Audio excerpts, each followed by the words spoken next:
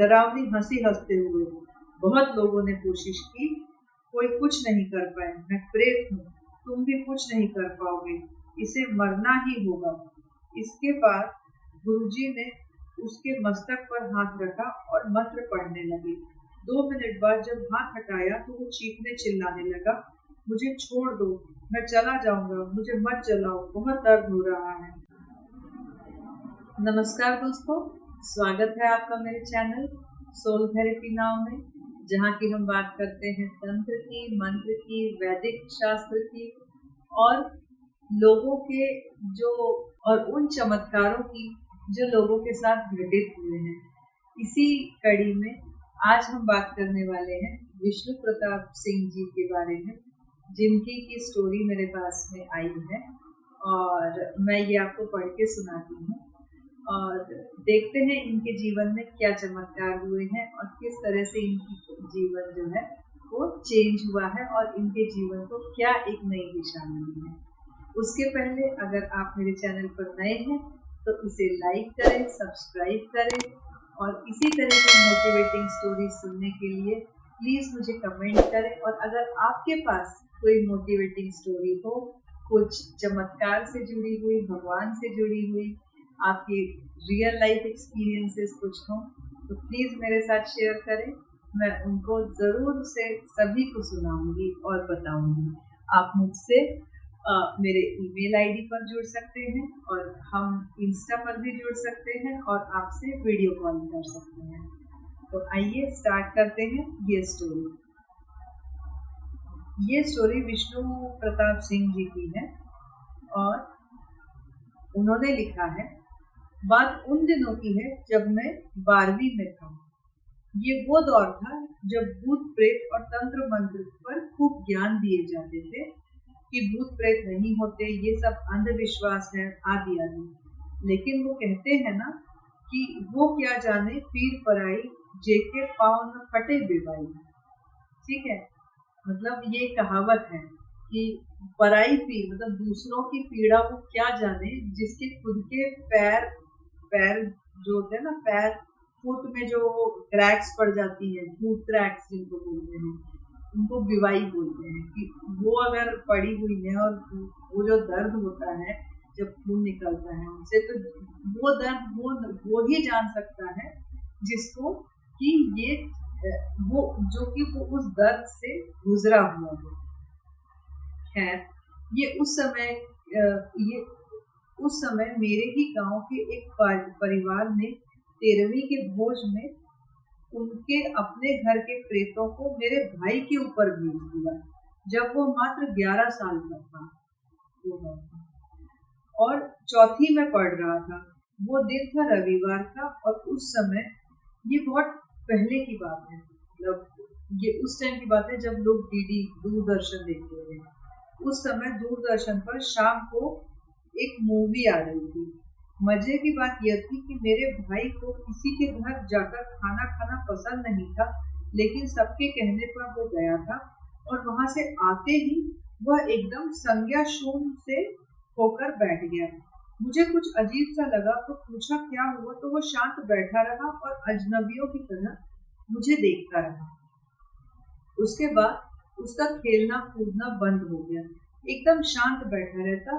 फिर भी लगभग 1 हफ्ते के बाद उसे कुछ भी खाने को दो तो उसे उसमें कीड़े दिखाई देने लगते और उसने खाना छोड़ दिया। दूध को खून बताने लगा। तब हमारे गांव में ही झाड़ने फूकने वालों को बुलाया और उन्होंने बताया इस पर भूत का साया है। उनके झाड़ने से उसे आराम तो हुआ और उसने खाना खाया। 2 दिन बाद रात को अचानक रोने लगा और बोलता जा रहा था कि मेरे शरीर में हड्डी नहीं है, और अचानक से खड़ा हुआ। उस समय क्रोधित सांड की तरह उसकी सांसें चल रही थी।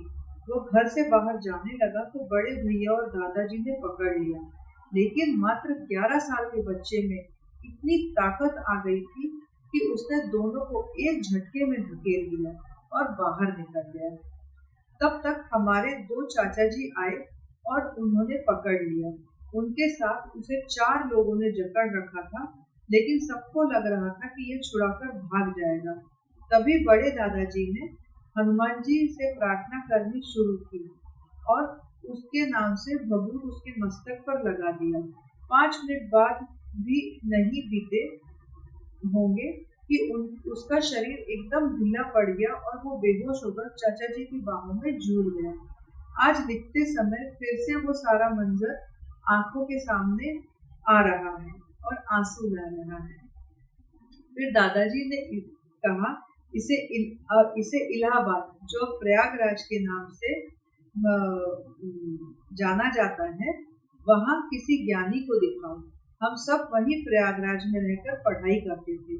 उसे ले आए तो सबसे पहले मशहूर न्यूरोलॉजिस्ट डॉक्टर A.K. टंडन को मेडिकल कॉलेज में दिखाया। उन्होंने ढेर सारी दवाएं बताई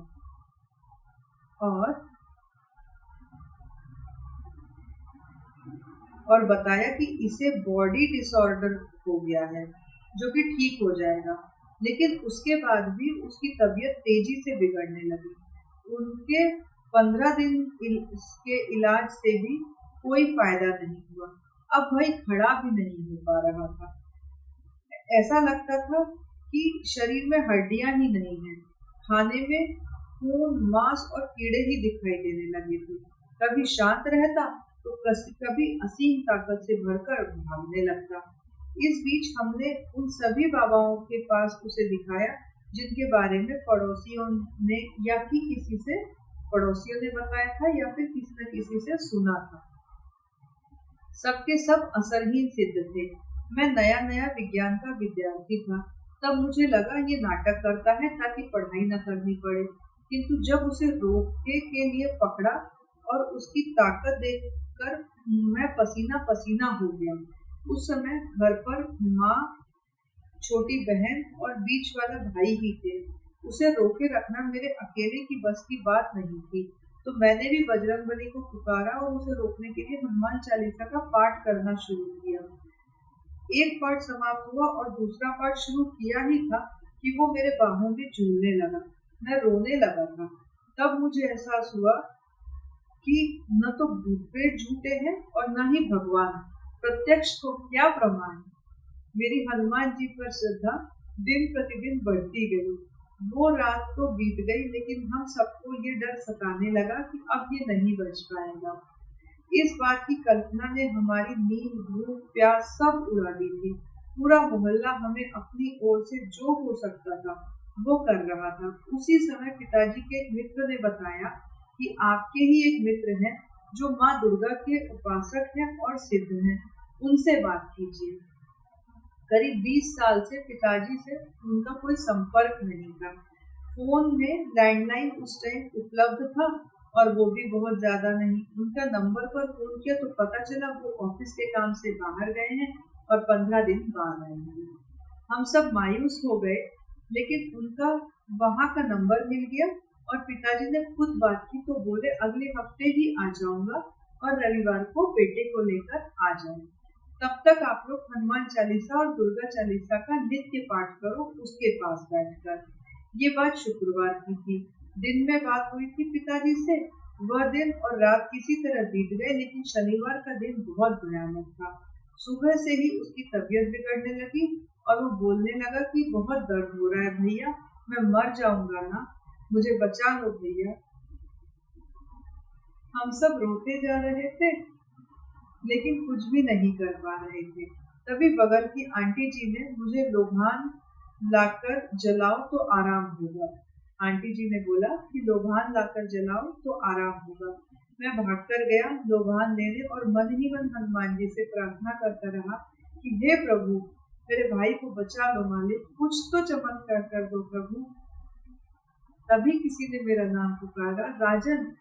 मैंने देखा तो साधु के वेश में एक परिचित के मामा जी खड़े थे, जो 4 साल से घर परिवार छोड़कर साधु बन चुके थे। उनका कोई अता पता नहीं था। उन्हें सामने देखकर मैं अवाक रह गया और उन्हें भाई की बातें बताते हुए घर ले गया।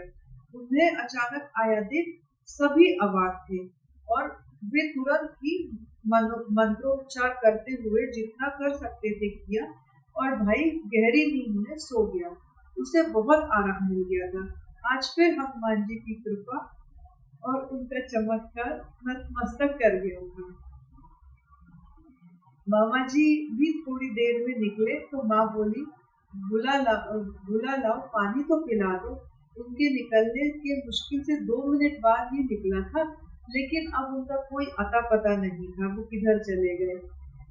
तब अंतिम किरण वही अंकल नजर आ रहे थे, पिताजी के मित्र, जो अगले हफ्ते मिलने वाले थे। लेकिन होनी को कुछ और भी करना था जो उसने किया। भाई शाम तक सोता रहा, 7 बजे उठ गया और उठते ही उसकी वही स्थिति बन गई। भयानक लाल आंखें, मुंह से कभी गुर्राहट वाली आवाज तो कभी दीनहीन सी आवाज में हम सबसे यही कहना कि मैं अब मर जाऊंगा ना, हमारे सीने को छलनी कर देता था। 10 बजते बजते उसकी सांसें उखड़ने लगी। हम सभी जोर जोर से रोने लगे तो पिताजी ने सब हनुमान जी पर छोड़ दो और हनुमानष्टक, हनुमान बाहुक का पाठ करो।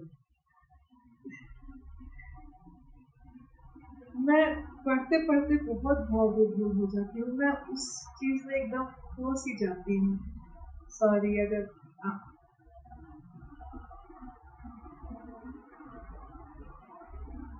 अब वही इसकी रक्षा करेंगी। हम सब रटे हुए प्रार्थना करने लगे। मैं और पिताजी हनुमान अष्टक का पाठ करने लगे। साथ ही मैं हनुमान जी की सहायता को भेजने की बात करते हुए पूजा करता जा रहा था और रोता भी जा रहा था। तभी हमारे पड़ोसी समर के यहाँ फोन आया और वो हमें बताने आए कि अंकल जी को किसी काम से आना पड़ा, तो वो बताना भूल गए थे। उन्हें किसी ने बोला कि वो लोग बहुत परेशान हैं, तुम बता दो।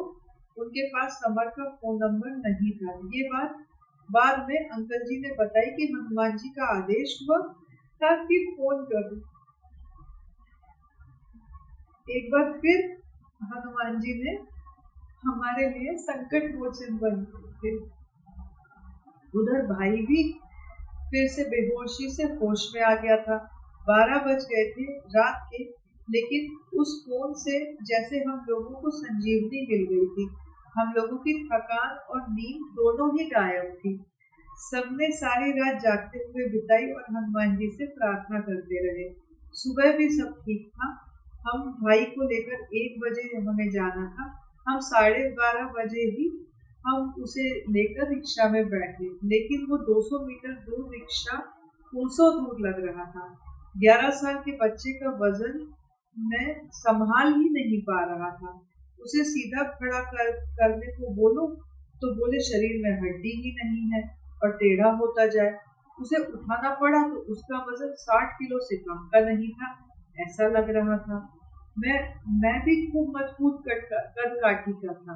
लगभग 30 मिनट में हम अंकल जी के घर पहुंच चुके थे, जो सिविल लाइंस रेलवे कॉलोनी में रहते थे। और अब 1:30 पर वो हमें छत पर लेकर आए। मार्च का महीना था और उन्हें अपने पास बैठाया। बोले ठीक हो? भाई मुस्कुराया और भारी पुरुषों की आवाज में बोला, तुमसे मतलब? गुरुजी, इसे क्यों परेशान कर रहे हो? क्या चाहते हो? भाई बोला, इसे अपने साथ ले जाऊंगा, कोई कुछ नहीं कर सकता मेरा। गुरुजी, आप मेरी बात मान लो और छोड़कर चले जाओ, नहीं तो जला दूंगा और फिर न कहना। भाई डरावनी हंसी हंसते हुए, बहुत लोगों ने कोशिश की, कोई कुछ नहीं कर पाए। मैं प्रेत हूँ, तुम भी कुछ नहीं कर पाओगे, इसे मरना ही होगा। इसके बाद गुरुजी ने उसके मस्तक पर हाथ रखा और मंत्र पढ़ने लगे। 2 मिनट बाद जब हाथ हटाया तो वो चीखने चिल्लाने लगा, मुझे छोड़ दो, मैं चला जाऊंगा, मुझे मत जलाओ, बहुत दर्द हो रहा है। अंकल जी, गुरुजी बोले, जा रहे हो ना? भाई हाँ। उसके बाद वो पिताजी से बात करने लगे और भाई एकदम ठीक दिखने लगा। तब उन्होंने पूछा, आशीष कैसे हो बेटा? उसने कहा, ठीक हूँ। अगले लगभग 10 मिनट में भाई ने 50 बार बोला होगा, चलो घर चलो भैया। अंकल जी ने कहा, 2 मिनट में आता हूँ, तब जाना।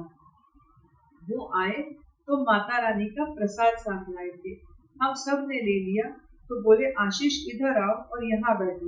उसे हमसे 5 मीटर दूर बैठाकर पिताजी के पास आए और बोले, बहुत जिद्दी और शक्तिशाली प्रेत है, ये जाने का नाटक कर रहा है, छोड़कर नहीं गया है, अभी देखना।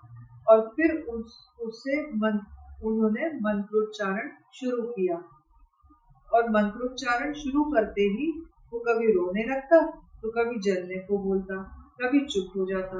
अंत में उसने सारी बात बताई कि उसे भेजा गया था इसकी परेशान